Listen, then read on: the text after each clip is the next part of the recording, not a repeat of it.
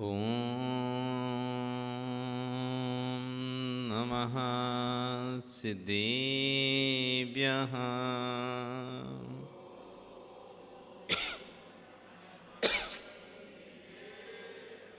ॐ नमः सिद्धेभ्यः।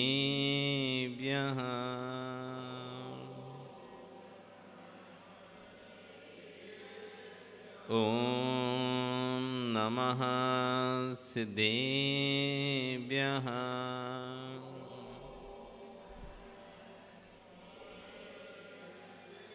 नमः श्रीवर्धमानाय निर्धूतकलिलात्मने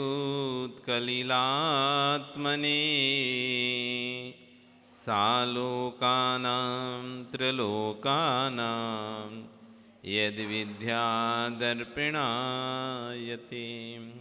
सालोकानां त्रिलोकानां यद्विद्यादर्पिणायते। नमो अरिहन्ताणं नमो सिद्धाणं नमो आयरीयाणं नमो वज्रायाणं नमो लोये सव्यसाहुणम्। बोलिए अनंतानंद से परमेष्ठी भगवानी की, आदिरम आदिनाथ भगवानी की, वर्तमान शासनई महावीर भगवानी की, आचार्य श्री 108 समन्वत स्वामी महाराज की, आचार्य विश्व सागर जी महाराज की, अहिंसा में विश्व धर्म की।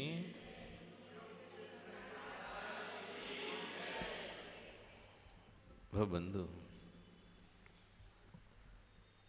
हम यहाँ पर सम्यक चारित्र के कथन का वर्णन सुन रहे हैं।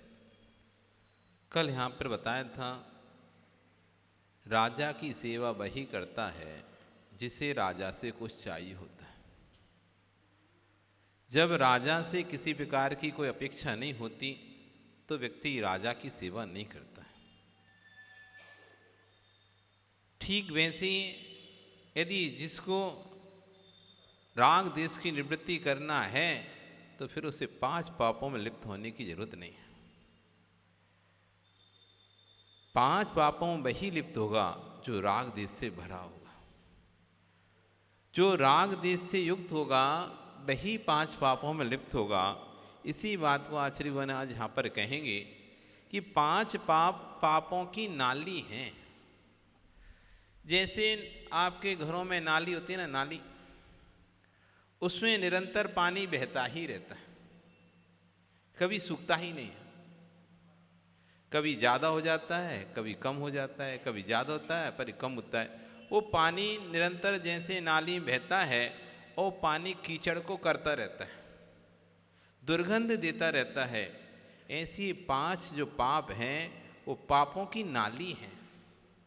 5 जो अव्रत हैं, हिंसा, झूठ, चोरी, कुशील, परिग्रह, ये पापों की नाली है। नाली, नाली के माध्यम से जैसे पानी आता है, ऐसे इन 5 पापों के माध्यम से अशुभ कर्म हमारी आत्मा में आकर बनते हैं।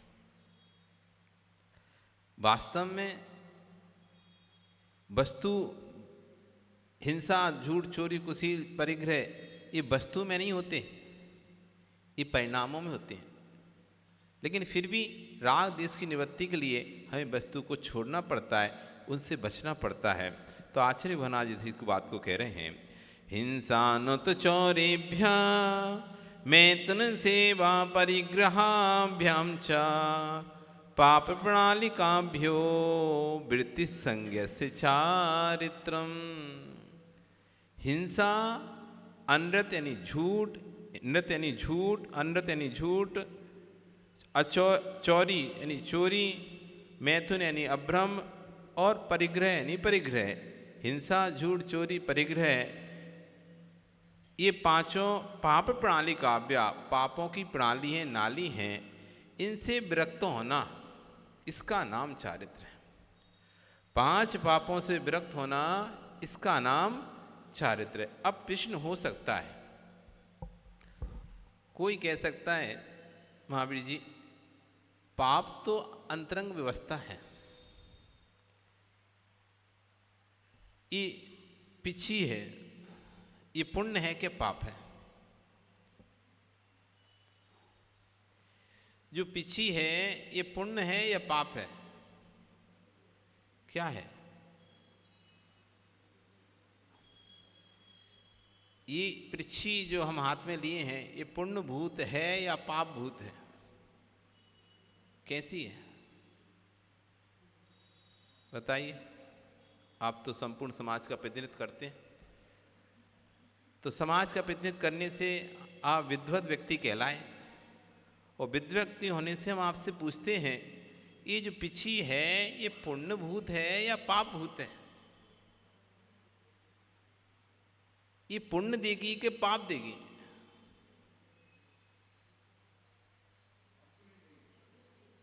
क्या पुण्य देगी?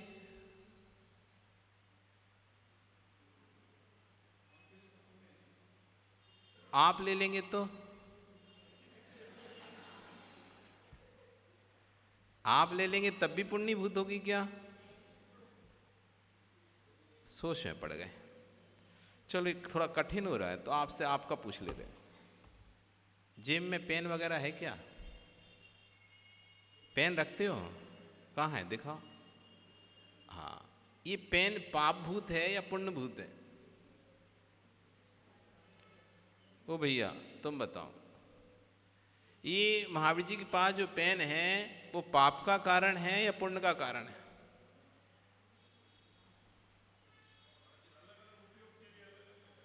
अलग अलग उपयोग में अलग अलग कारण हो जाता है। तो उपयोग से वस्तु बदल रही, पर पेन कैसा है? पेन पुण्य रूप है या पाप रूप है?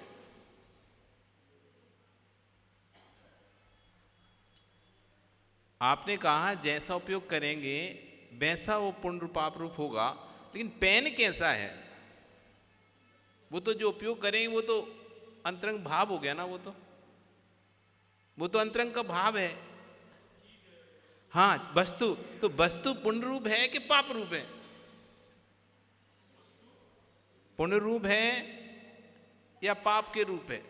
वस्तु पुण्य देती है या वस्तु पाप देती है?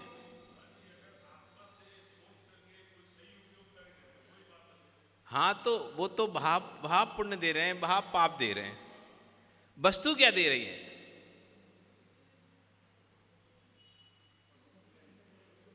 वस्तु कैसी है? वस्तु पुण्य रूप है या पाप रूप है? यहां समझना पड़ेगा। कई लोग हमसे प्रश्न कर देते हैं, महाराज श्री परिणामों से पुण्य होता है, परिणामों से पाप होता है। जब परिणामों से पुण्य है, परिणामों से पाप है, तो वस्त्र छोड़ने की क्या जरूरत है? परिणामों से पुण्य है, परिणामों से पाप है। आप ही बोलते हैं वस्तु में पुण्य नहीं है, वस्तु में पाप नहीं है। जैसा हम भाव करते हैं वस्तु पुण्य रूप पाप रूप हमको फल देती है। जब वस्तु में कुछ नहीं है तो वस्तु को क्यों त्याग करना? आया समझ में? कुछ समझ में आ रहा है क्या? इतना समझ में आ रहा है, कुछ समझ में नहीं आ रहा। वस्तु में पुण्य है क्या? वस्तु में पाप है क्या? बताओ। ना वस्तु में पुण्य है ना वस्तु में पाप है। हम ही आपकी तरफ से बोल दे रहे हैं, ठीक है ना? आप नहीं बोल पा रहे, आपको डर लग रहा है तो हम बोल दे रहे। वस्तु में ना पुण्य है ना वस्तु में पाप है। वस्तु तो तटस्थ है, वस्तु तो तटस्थ है। इस पिछी में पुण्य भी नहीं है पाप भी नहीं है। यदि मैं इससे जीव की रक्षा करूं तो पुण्य हो जाएगा, और इसी पिछी से जीव को मार दूं तो पाप हो जाएगा। वस्तु वस्तु है, वस्तु वस्तु है। बहुत अच्छे, यहां तक तो समझ में आ गया। वस्तु वस्तु है, वस्तु में पुण्य नहीं, वस्तु में पाप नहीं। फिर आप दिगंबर परंपरा में वस्तु को छोड़ने की बात क्यों करते हो? ये प्रश्न कर दिया किसी ने आपसे। समझ में तो आ रहा है हमारा प्रश्न? आपके सामने कोई दूसरा दर्शन का व्यक्ति खड़ा हो गया और पूछता है आपसे कि वस्तु में पुण्य नहीं है, वस्तु में पाप नहीं है। आप बोलते हैं जैसे हमारे भाव होते हैं वैसे हमको पुण्य पाप लगता है, तो बहुत अच्छी बात है। जैसे आपके परिणाम होंगे वैसे पुण्य पाप होंगे। फिर आपके दिगंबर परंपरा में छोड़ने की बात कहाँ से आती है? ये त्याग करो, वो त्याग करो, ऐसा त्याग करो, भैंसा त्याग करो, कपड़े त्याग करो, घर त्याग करो, परिग्रह त्याग करो, झूठ, मतलब हर चीज त्याग करो, त्याग करो, त्याग करो। जब वस्तु से पुण्य नहीं लग रहा, वस्तु से पाप नहीं लग रहा, तो वस्तु रहने दो ना, भाव अकेले अच्छे रखो। तब आप कहते नहीं नहीं नहीं, वो तो बिना मुनि बने मोक्ष नहीं जाएगा, बिना कपड़ उतारे बिना मोक्ष नहीं जाएंगे। क्यों नहीं जाएंगे? अब इसका उत्तर दो आप। अब उसका उत्तर दो। जब वस्तु में, ओ ज्ञानचंद जी, नाम है तुम्हारा ज्ञानचंद जी, अब निकालो अपना ज्ञान का पिटारा को। अब बताओ, पिताजी ने अच्छा नाम रख दिया आपका ज्ञानचंद जी, तो अब ऐसा ज्ञानी बन जाओ आप। और क्या, ऐसे नलवाड़ी से ऐसे ज्ञानी निकलो तुम कि नाम सार्थक करो अपना। तो वस्तु क्यों छोड़ी जाती है? कृष्ण यहां पर खड़ा हो गया। जब वस्तु में पुण्य नहीं होता, वस्तु में पाप नहीं होता, वस्तु वस्तु है, वस्तु तटस्थ है, जैसा व्यक्ति उसका उपयोग करता है उस उपयोग के कारण से वो पुण्य पाप उसको लगता है। वस्तु ना तो पुण्य देती है ना वस्तु पाप देती है। यहाँ तक आप लोगों को बहुत अच्छे समझ में आ गया। अब प्रश्न यहाँ से शुरू होता है, जब वस्तु कुछ देती नहीं है फिर आप वस्तु छोड़ने की बात क्यों करते हो? क्यों करना परिग्रह त्याग? परिग्रह त्याग क्यों करना है? यही तो प्रश्न खड़ा है। परिग्रह रहे तो क्या, इससे रहने से नहीं रहने से मुझे क्या लगेगा? ये तो तटस्थ है ना, ये तो कोई पुण्य नहीं दे रही, ये तो मुझे कोई पाप नहीं दे रही, ये मेरे पास रखी भी रहे तो इससे पुण्य पाप थोड़ी ना लगेगा। कुछ तो समझ में आ रहा है ना आपको क्या कह रहे हैं? तो अच्छी तरह समझ में आ रहा है ना महावीर जी, आ रहा है ना बात को? कृष्ण खड़ा हुआ है, फिर दिगंबर परंपरा में त्याग की बात क्यों? क्योंकि इधर आप कहते हो वस्तु से पुण्य नहीं है, वस्तु से पाप नहीं है, वस्तु पुण्य नहीं देती, वस्तु पाप नहीं देती, फिर आप हिंसादि 5 पापों का त्याग क्यों कराते हो?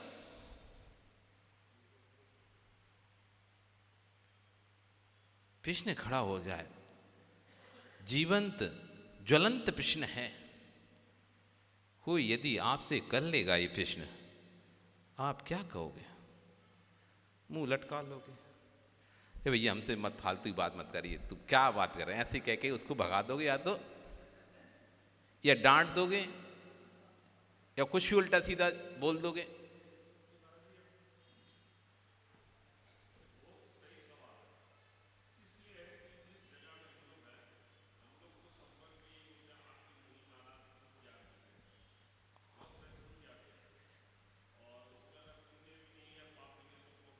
हाँ, प्रश्न आ गया ना सामने।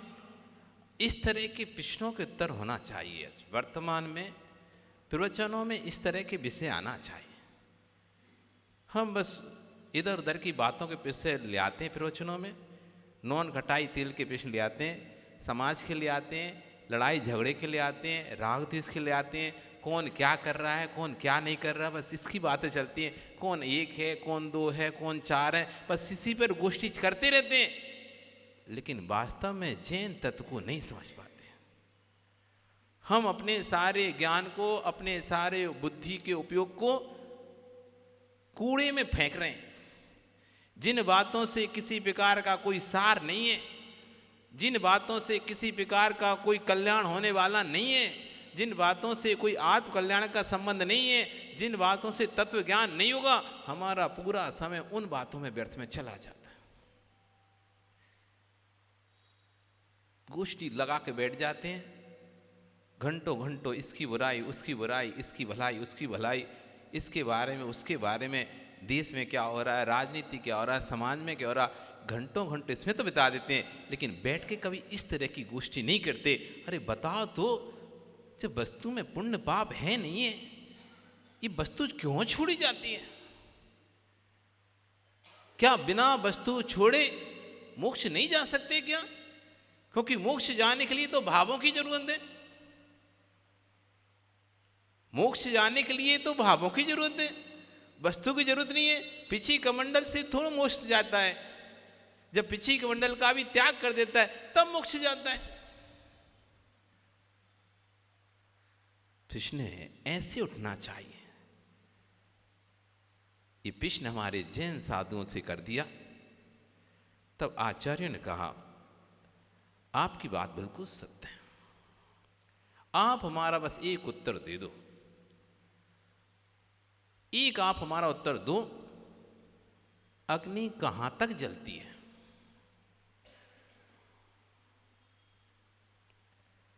अग्नि कहां तक जलती है?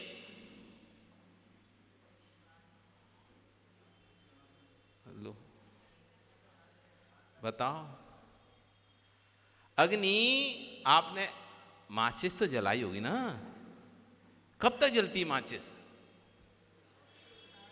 फुलझड़ी जलाई होगी ना, फुलझड़ी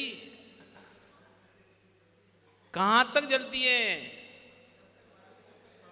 जहां तक ईंधन होता है। कहां तक जाती है अग्नि? कहां तक फैलती है? जहां तक ईंधन होता है। और जैसे ही ईंधन खत्म होता है तो अग्नि स्वतः ही बुझ जाती है। अग्नि को बुझाने की जरूरत है। अग्नि को बुझाओ मत, आप ईंधन को खत्म कर दो। हम अग्नि को बुझाने के प्रयास में लगे, अग्नि मत बुझाओ, आप ईंधन को खत्म कर दो, अग्नि स्वतः बुझ जाएगी। हमारे जो भाव हैं, जो राग द्वेष के भाव हैं, उसके लिए ये परिग्रह ईंधन है। ईंधन जो हमारे राग द्वेष के परिणाम होते हैं, किसी कोई वस्तु अच्छी लगती है, कोई वस्तु बुरी लगती है, कोई चाहने की इच्छा होती है, किसी को रखने की, किसी को छोड़ने की, ये जो भी परिणाम होते हैं राग द्वेष संबंधी, मोह संबंधी परिणाम, उसके लिए ईंधन है पर वस्तु। उसके लिए ईंधन है पर वस्तु। आप पर वस्तु को हटा दो, आपको ईंधन मिलना कम हो जाएगा, आपकी अग्नि शांत हो जाएगी। इसलिए राग द्वेष ये अग्नि है, राग द्वेष आग है जिसमें आत्मा झुलस रही है। ये राग द्वेष एक आग है जिसमें आत्मा झुलस रही है। उस राग द्वेष को खत्म करने के लिए हमें ईंधन को खत्म करना पड़ेगा पहले। जब तक ईंधन रहेगा आग नहीं बुझेगी। जब तक ईंधन रहेगा आग नहीं बुझेगी। ईंधन खत्म हुआ आग स्वतः ही बुझ जाएगी। इसलिए दिगंबर परंपरा में राग द्वेष के लिए पर वस्तु ईंधन है, इसलिए पर वस्तु के त्याग की बात कही है। जैसे जैसे आप पर वस्तु से दूर होते जाएंगे, वैसे वैसे आपकी आत्मा में राग द्वेष के निमित्त कम मिलेंगे, तो आपकी आत्मा राग द्वेष कम करेगी। आप वस्त्र पहनेंगे तो वस्त्र के अच्छे होने पर आपको राग आएगा, वस्त्र के बुरे होने पर द्वेष आएगा, फटने पर रोना आएगा, अच्छे मिलने पर खुश होगे, तो अनेक प्रकार के दूसरे के वस्त्र देखकर ईर्ष्या को प्राप्त होगे। तो आत्मा कभी भी कल्याण नहीं कर पाएगी। इसलिए कह दिया दिगंबर साधु से वस्त्र ही मत रखो। जब सिर पर वस्त्र होगा नहीं तो कहाँ बैठें कहाँ नहीं बैठें इसका विकल्प ही नहीं होगा। जब तन पर वस्त्र होगा ही नहीं तो कौन अच्छे पहनता है कौन बुरे पहनता है इसका विकल्प ही नहीं होगा। जब तन पर वस्त्र होगा ही नहीं तो ना धुलवाने का विकल्प है ना धोने का विकल्प है। जब तन पर वस्त्र होगा ही नहीं तो ना तो उसकी रक्षा का विकल्प है ना उसके संग्रह का विकल्प है। तज जन संबंधी किसी प्रकार के विकल्प का अभाव हो जाएगा। जब संपूर्ण विकल्प का अभाव होगा तब परिणाम निर्मल होंगे, और जब परिणाम निर्मल होंगे तब हमारा पुण्य का संचय होगा, तब जाके कहीं ये आत्मा परमात्मा पने को प्राप्त होगा। इसलिए हम त्याग की बात करते हैं, चारित्र की बात करते हैं। और क्योंकि रागाद्वेष निवृत्ते, राग द्वेष की निवृत्ति तभी होगी जब 5 पापों का त्याग हुआ। ये 5 पापों की नाली हैं। ये नाली, जैसे नाली से निरंतर सतत पानी आता रहता है, ऐसी जब तक ये 5 पाप का त्याग नहीं होगा तो पाप का सतत निरंतर इस आत्मा में आश्रव होता ही रहेगा। आप रोक ही नहीं पाओगे उसको। आप सोचे हम गृहस्थ में रहकर पापों से बच जाएं, 3 काल में नहीं बच सकते। क्योंकि गृहस्थ जो है एकदम त्रस्त, चारों तरफ से, जिसको चारों तरफ से ग्रह लगे हुए हैं, वही तो है गृहस्थ। तो जो पापों के बीच में फंसा हुआ है उसका नाम ही गृहस्थ है। वो पापों के बीच में कहते ना, काजल की कोठरी में से कोई वापस बिना कलंक के निकल आए, संभव ही नहीं है। कलंक तो लगेगा ही लगेगा, कालापन तो कहीं ना कहीं लग ही जाएगा। ऐसी गृहस्थ में रह के आप कितना भी धर्म का पालन करो, कितना भी धर्म का पालन करो, लेकिन 5 पापों से आप नहीं बच सकते। इसलिए 5 उस पाप से बचना है तो आपको 5 पापों का त्याग करना पड़ेगा, मुनि धर्म को अंगीकार करना ही पड़ेगा। क्योंकि ये 5 पापों की नाली हैं। वो नाली से तभी बचा सकता है, नाली को तभी सुखाया जा सकता है जब उसमें पानी आना बंद हो जाए। जब तक पानी आता रहेगा तो नाली कभी सूखेगी नहीं, और जब पानी आना बंद होगा तभी नाली सूखेगी। जब 5 पापों का आश्रय बंद होगा, वो कब होगा?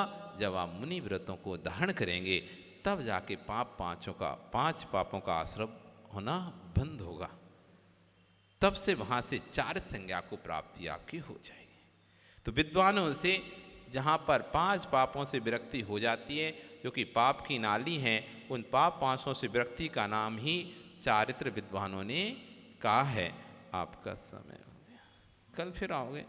पर्याय रही तो पुनः हम ये चारित्र कितने प्रकार का होता है, ये चारित्र कौन धारण कर सकता है, इस चारित्र के स्वामी कौन हैं, क्या हम चारित्र प्राप्त कर सकते हैं, आप चारित्र प्राप्त कर सकते हैं, कौन कितना चारित्र प्राप्त कर सकता है, इसकी चर्चा कल आचार्य वन यहाँ पर करेंगे। बोली भगवान महावीर स्वामी की। चलें जिनवाणी स्तुति।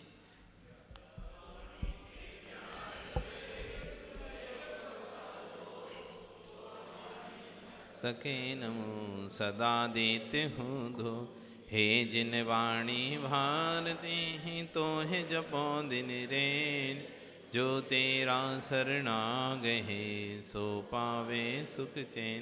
देव बजो अरिहंत को हो गुरु सेवा निर्ग्रंथ, दया धर्म पालू सदा।